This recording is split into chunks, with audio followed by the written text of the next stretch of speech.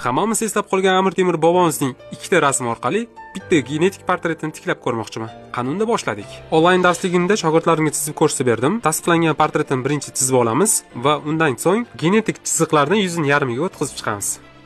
Amir Temur bobomizning haykalini, rasmini chizib olamiz va buni xarakterini ajratib chiqamiz. Yuzini yarmiga genetik chiziqlarni chizib chiqamiz va ikkita xarakterini ajratib, bitta qog'ozga umumiy genetik formulani kodlab olamiz va o'sha kod orqali qaytadan shakllantirib chiqamiz. Ikkita rasmdan hamma mimik xarakterini kodlab oldim va bitta umumiy ko'rinishiga ega bo'ldim. Bu safar vaqti 0 nuqtasida qo'rquvni ishga solib ko'rmoqchiman. Personajim tayyor. Ana endi ketdik o'tmishga. Chamasi 3 yoki 4 yoshdagi portreti yosh bolani anatomik jihatdan o'rganib chiqilgan holatda bu portret silindi. Chamasi 16-18 yosh atrofidagi portreti bu o'smir davridagi holatda analiz qilingan holatda chizilgan portreti.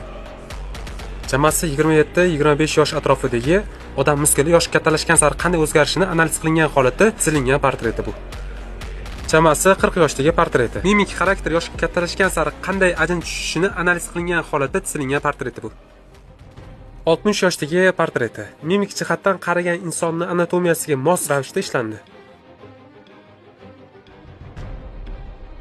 Va unga ozgina mimik jahli chiqqan holatini qo'shib ko'rdim. Xarakteriga nisbatan ajin teksturasi yuziga qanday yotishini aniqlab oldim.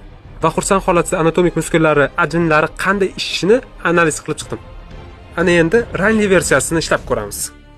O'rtoqlar, 2 haftalik mehnat, 6 kun uxlamasdan chizgan portretim bu. Menimcha bu portretim million like arziydi deb o'ylayman.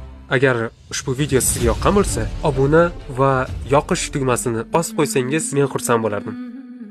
Hammaga rahmat. Sizlar bilan Joy Hasanov bo'ldi.